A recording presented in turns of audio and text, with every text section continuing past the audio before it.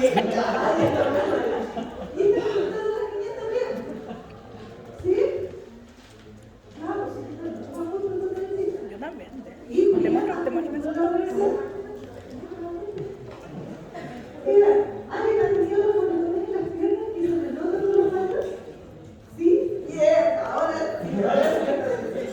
Con la short, con la falda, etc. Esos son ¿Son qué? Trombos. El problema es que no todos los trombos venosos, no todas las infusiones van a producir un tromboembolismo pulmonar.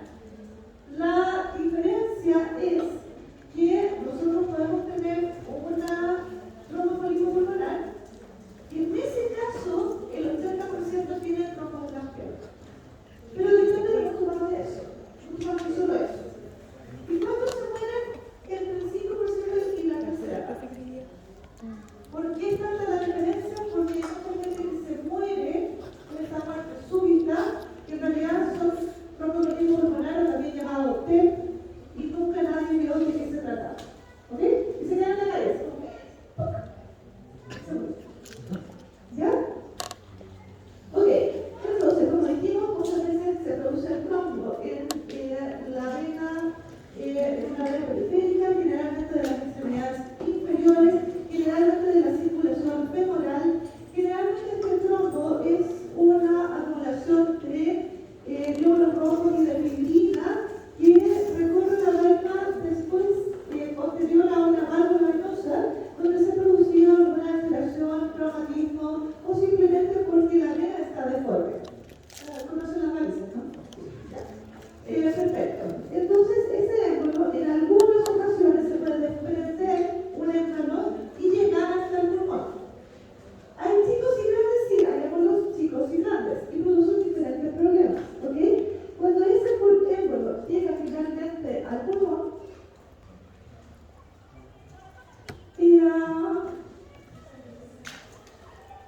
bueno, puede ser en general, acá hay gente que dice que es un 50%, hay gente que dice que es un 80% de las extremidades inferiores y que esos émbolos o trombos algunas veces lo que producen es trombosis más allá y se pueden encontrar en cavidades cardíacas de incluso en la pelvis. ¿Lo han visto? En realidad, si nadie lo busca en el corazón ni en la pelvis. Y los émbolos no trombóticos sirven, sí, también existen. Ejemplo, grasa. ¿Cuándo? Una fractura. ¿Quién no se ha fracturado? Bien, Yo me fracturé el ¿cómo de que no se ha coxis. fracturado? ¿Por qué? Muy bien. El Y coxis. La única vez que me fracturé. aire. Hay gente que Por eso de repente me duele así. voluntariamente inyectar aire en una vena. Y eso a ustedes les interesa, ¿cierto? Pequeñas cantidades de aire no tienen mayores problemas, pero grandes cantidades de aire sí. Porque eso también puede producir una obstrucción en la vasculatura pulmonar y lo otro que se produce es el líquido, el líquido amniótico cuando postparto o aborto. Ok, y acá dentro de la patología yo tengo que pasar lamentablemente lo que se llama la triada de Virchow, ¿ya? Y la triada de Virchow tiene que ver con que muchas veces lo ponen como un triangulito, que hay cierta cantidad de cosas que llevan a una estancia venosa, otras a una lesión vascular e hipercoagulabilidad, ¿ok? Y por ejemplo, bueno, cada una de estas causas o factores de riesgo para el tromboembolismo, uno los puede poner en que tengan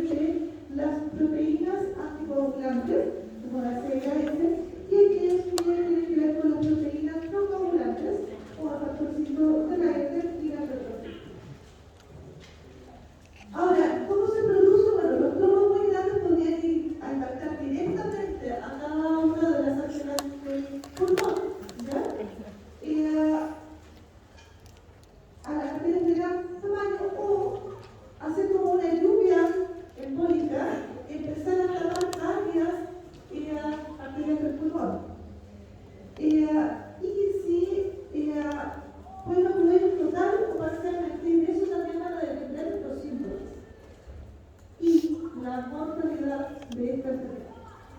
Los lóbulos pulmonares inferiores generalmente están conectados, claro, porque dijimos que era una vía más alta. ¿Ok? Y ¿cuáles son las respuestas? Bueno, puede ir desde nada y nada. Y creo, había una profesora que una vez vi que en realidad tuvo una molestia en el pulmón hace cuánto tiempo y finalmente consultó y había tenido un traumatismo pulmonar que nunca la había visto. Y quedó con las secuelas. Pueden haber respuestas hemodinámicas desde son significa baja la presión arterial porque se obstruye la circulación, por donde debería pasar gran parte de la circulación general y por lo tanto se produce un shock irreversible, o sea, una hipertensión irreversible. Pero muchas son porque, ¿sabes qué? Me canso más, tengo un poco de tos, con un poco de hemoptisis, hay que desarrollar inmediatamente, tiene duelo, dolor crítico, usted es paciente realmente sano o usted es paciente con enfermedad cardiopulmonar previa. ¿Cuáles son las consecuencias fisiopatológicas? Tal como lo vimos en la clase anterior, si usted estaba en la arteria, produce un aumento del espacio muerto. ¿Ok? Y como disminuye en ese lugar la presión parcial de CO2, se produce una broncoconstricción. Aparte de eso, se puede producir por el mismo estímulo vascular o por la hipoxemia, aumento de la frecuencia respiratoria llamada taquipnea. Ya lo pusimos como causa de hipoxemia y lo otro que sucede con el tiempo si ustedes no van a regularizar o van a desobstruir esta arteria es que se puede producir una reabsorción del surfactante pulmonar y adelectancia de partes del pulmón.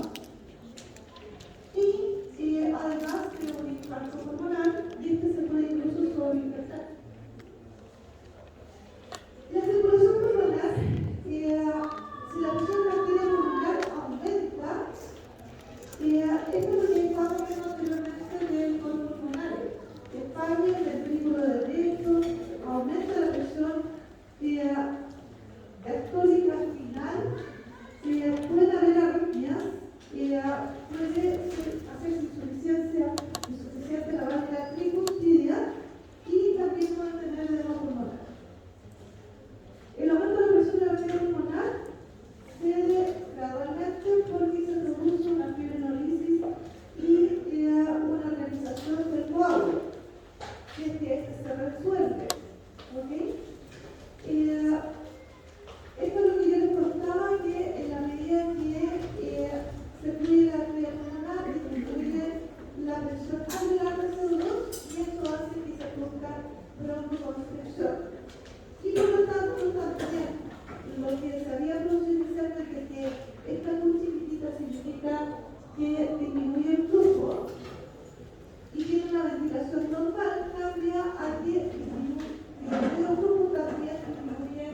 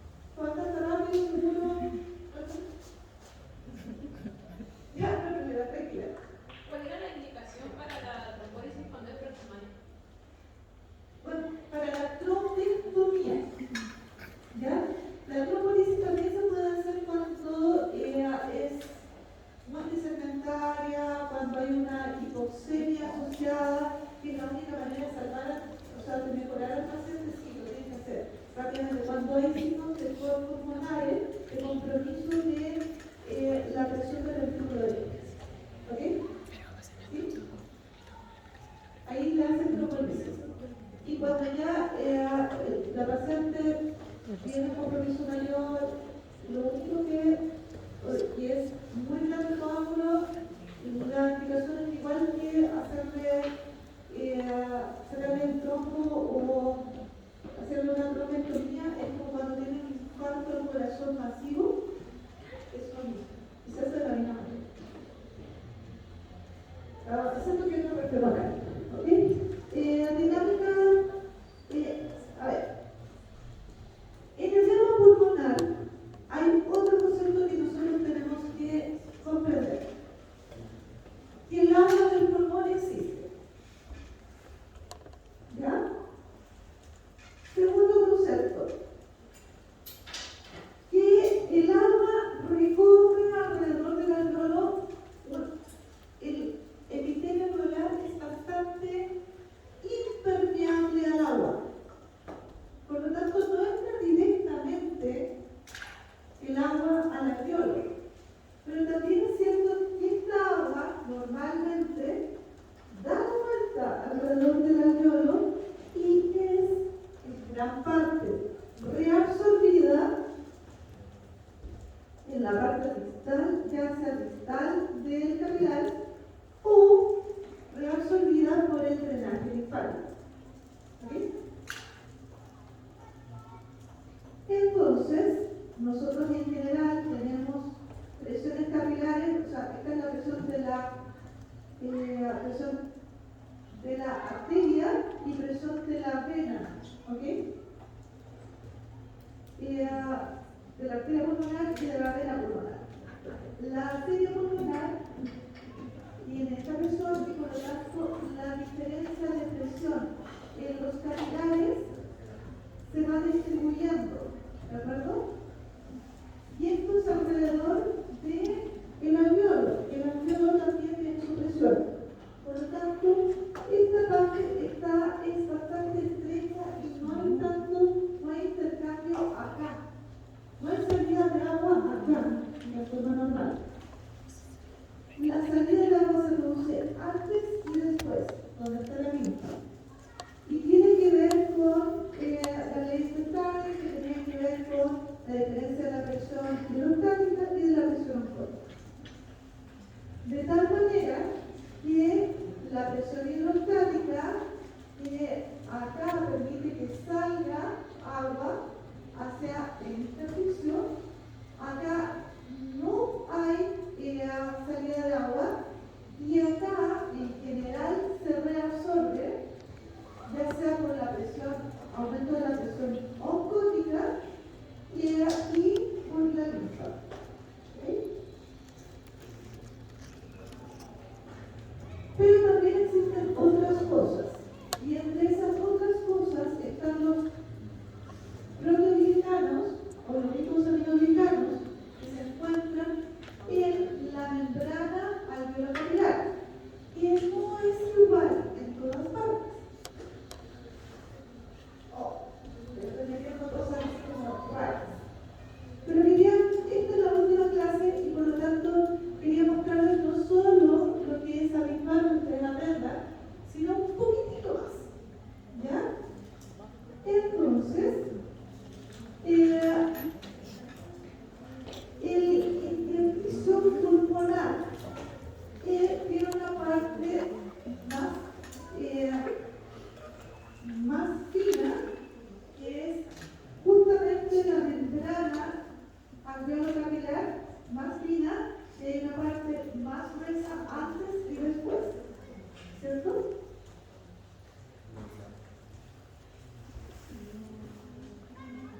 Ahora, en esa parte más gruesa, que se llama la membrana alveolocapilar gruesa, y la membrana alveolocapilar fina, la que tenemos representado acá como esta es la fina y estas son las gruesas, en la parte gruesa existen estos glicosaminoglicanos. Quien aumenta la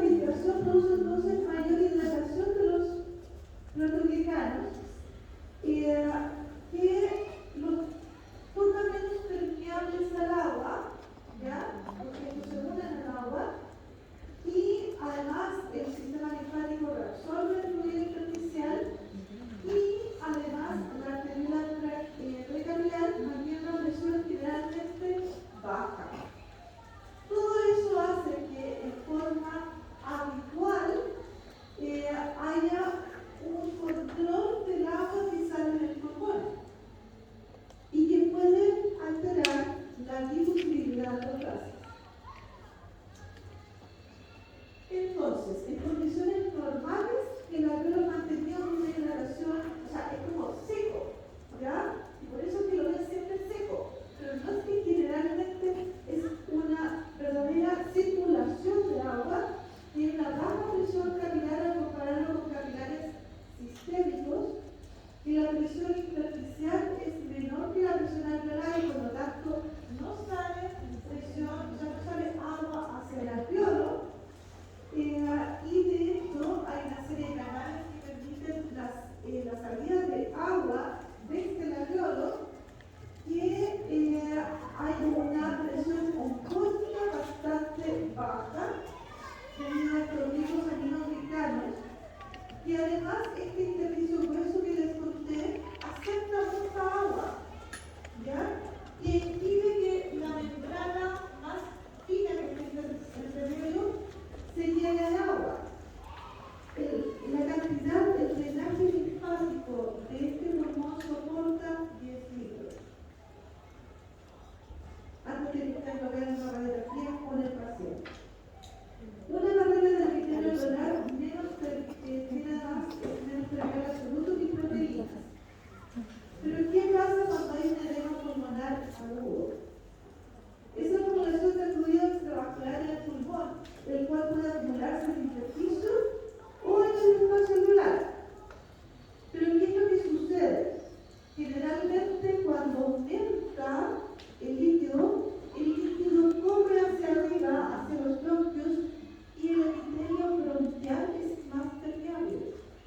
Profe, yo tengo una duda. ¿El agua que está en los pulmones es para hidratar a los alveolos? ¿O como cuál es la función que tiene? No, es lo mismo que el compañero preguntaba. En el fondo, ¿qué pasa? ¿Por qué se hacen tan poco permeables? ¿Por qué la membrana capilar, o sea, la membrana alveolar, es extraordinariamente fina, pero además es extraordinariamente impermeable? Y eso la hace diferente al resto de los lechos capilares. ¿Sí? Entonces, sin embargo, no todo el capilar es tan impermeable como aquel que está en contacto con esta membrana extraordinariamente fina. ¿Ok? Profe, ¿y cuál es la composición de ese líquido o esa agua? ¿De qué está compuesto? Es porque, a ver si lo puedo poner.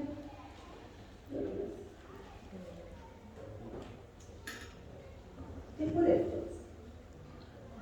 Cuando ustedes tienen, o sea, de forma visual, que era lo que les había mostrado acá, en forma visual sale agua hacia el intersticio por aquellas partes del alveolo, de la membrana alveolar capilar, que se llaman gruesas. ¿Ya? Entonces, y eso se debe en parte a que hay una mayor presión hidrostática, o sea, siempre podemos tener una especie de capillary siempre tienes la posibilidad de que salga agua del intersticio. Lo mismo que te pasa con las manos, los pies. En verano, cuando los pies están manchados, ¿lo han visto? ¿Sí? ¿Han se dado cuenta que tiene los pies manchados en verano?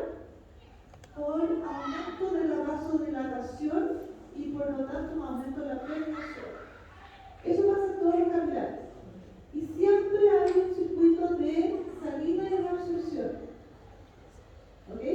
Es lo mismo que ustedes hacen cada vez, o sea, utilizan cada vez que se extravasa una vía.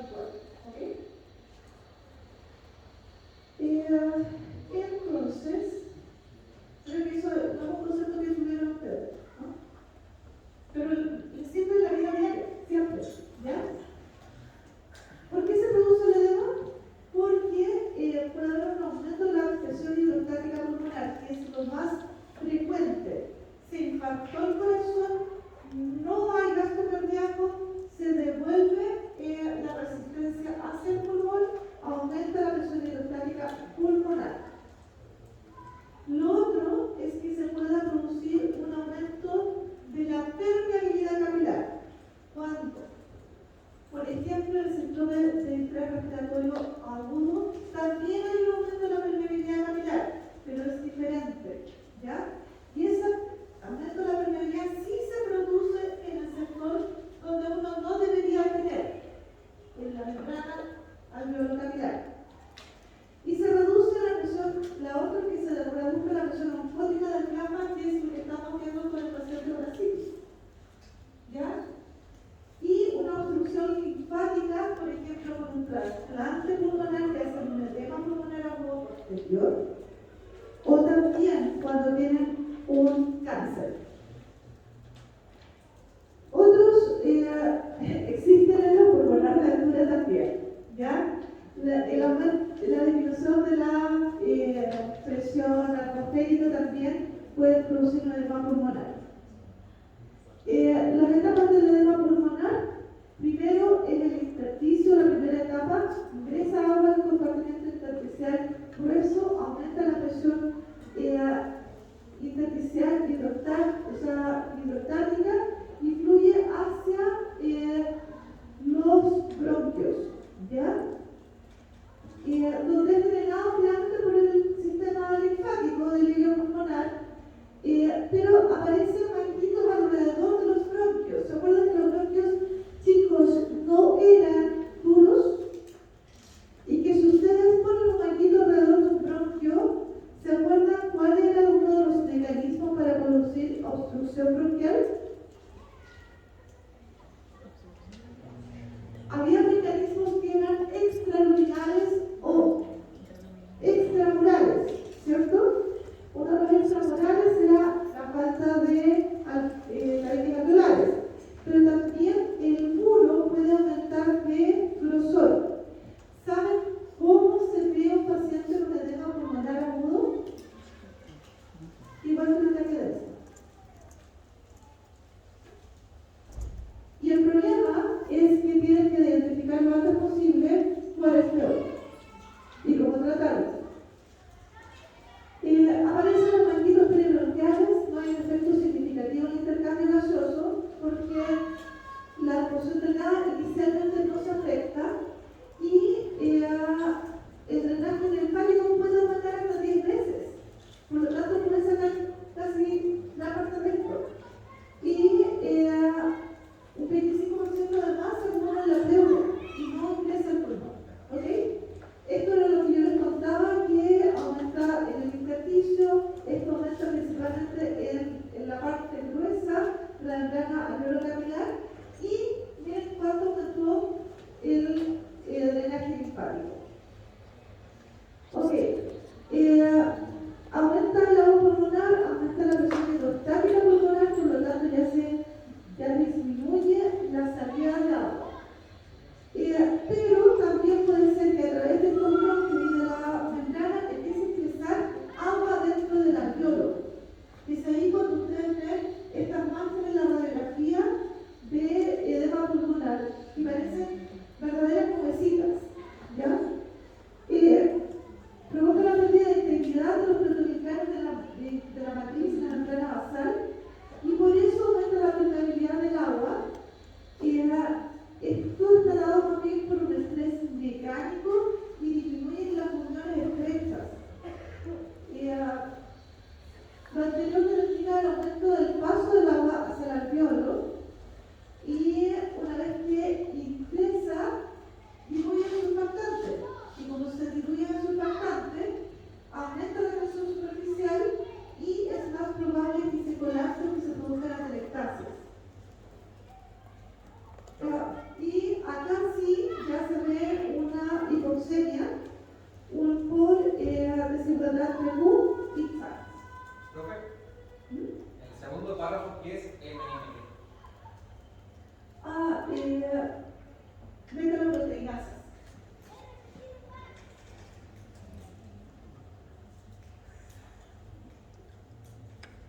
Y aquí esto es una figura que a mí me encanta ponerles, porque se hace la diferencia entre el edema pulmonar cardiogénico y el edema no cardiogénico, es decir, el síndrome intrarrespiratorio.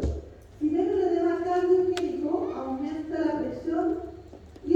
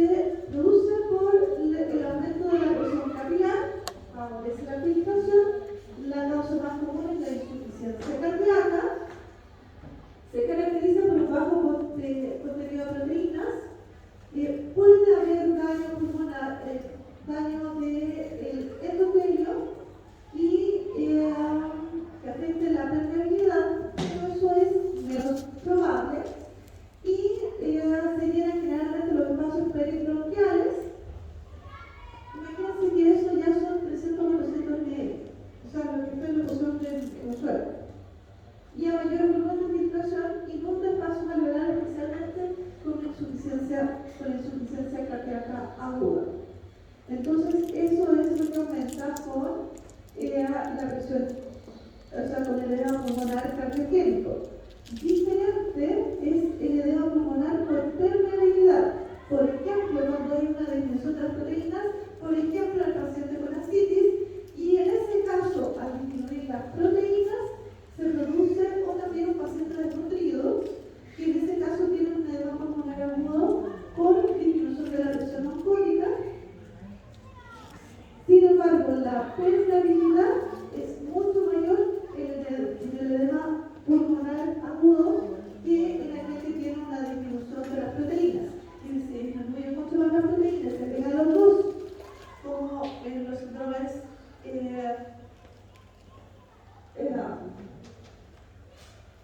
o sea, en los pacientes con una miocardiopatía alcohólica, por ejemplo, y ascitis, en esos pacientes prácticamente no tienes cómo tratar.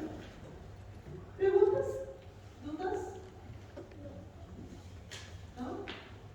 ¿Les gustó saber